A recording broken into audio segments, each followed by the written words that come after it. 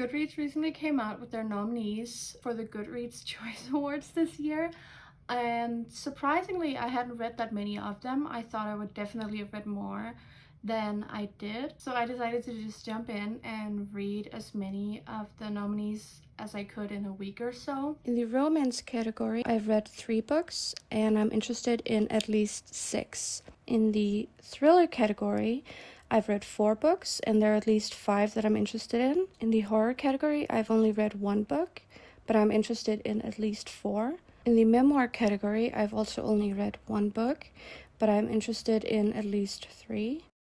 So I started off really strong reading Just for the Summer by Jimenez.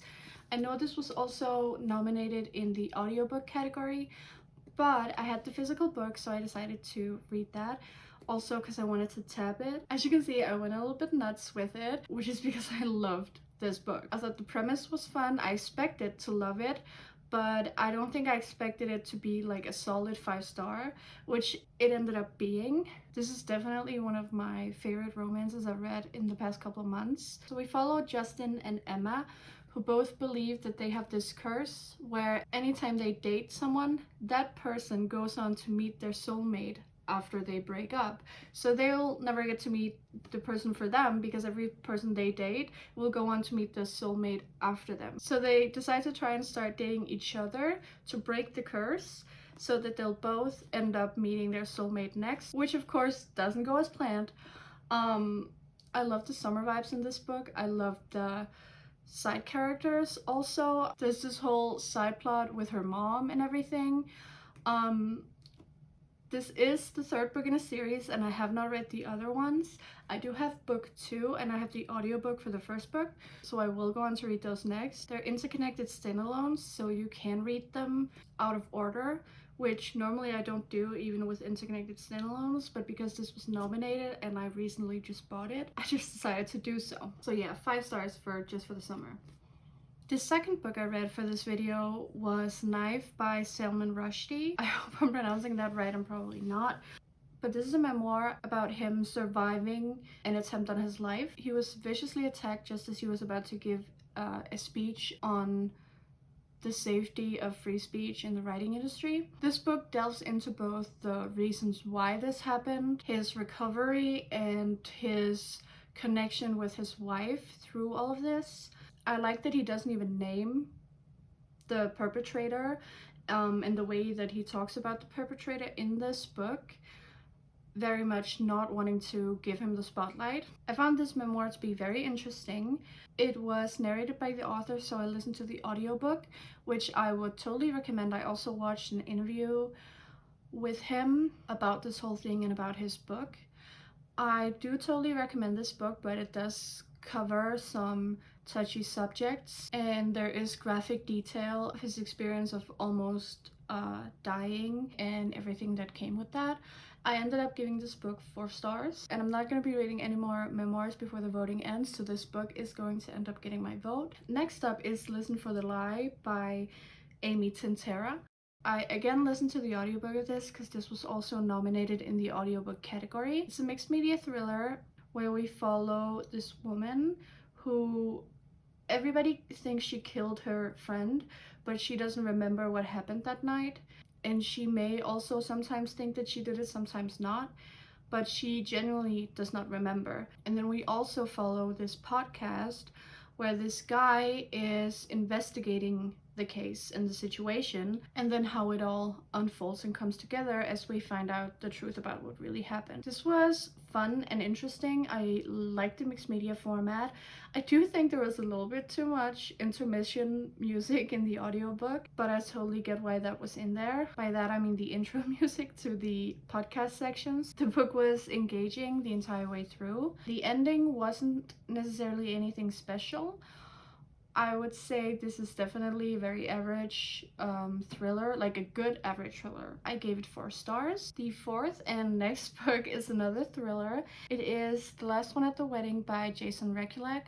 I haven't read Hidden Pictures by him. It's been on my TBR forever. I had no idea what to expect going into this, but I had heard good things about it. We follow this man who suddenly gets invited to his daughter's wedding after not speaking to her for I think 2 years or something. And as he meets his daughter's fiance and the family and starts going to the rehearsal dinner and everything, he finds the situation very odd, and there's definitely some stuff going on, but we don't really know what. It's fun. There are some great characters in this. I was a little bit disappointed by the twist, even though for most of the book I did not expect it to go this way. I really wish it had taken it a little bit further in the direction it wanted us to think it was going. I hope that makes sense, but it was generally fully enjoyable for me, and I gave this 4 stars as well. The next book I read was The God of the Woods by Liz Moore. This had a really high average rating. So when I first started it, I actually didn't understand why. This was not at all what I thought it was going to be, and it was also really long for a thriller, which can sometimes be a good thing and sometimes not. But this book had so many different perspectives and timelines to keep up with, which was really difficult in the beginning. I had to reread a couple things here and there, but as we go on to get to know the characters a little bit better, it does get easier. But this is definitely not the kind of book that you can take a week break from and still understand what's going on. You have to read it like pretty quickly because you have to remember all the characters and what's going on. But yeah, we follow a lot of different characters in a lot of different timelines. For me personally, I don't think that the conclusion of this story made it worth it for there to be that much information from that many different characters. That being said, I obviously didn't DNF it. I did have a good time with it. And there were definitely moments where I was like, oh, I have to know what's gonna happen next. But this was a 3-star read for me, and I'm feeling a little bit off about that because from what I had seen from other people and the average rating on Goodreads, I fully expected this to be maybe my favorite and maybe be the one to get my vote in this category, which is why I still haven't voted yet. But yeah, a 3-star for me. Definitely not like a heart-pounding thriller. That being said, I do understand why this could be a 5-star read for some people. It just wasn't for me. So this next book, Leather and Lark by Brynne Weaver, was a very big disappointment to me actually, because Butcher and Blackbird was a 5-star read for me. It was one of my favorite books around the time it came out.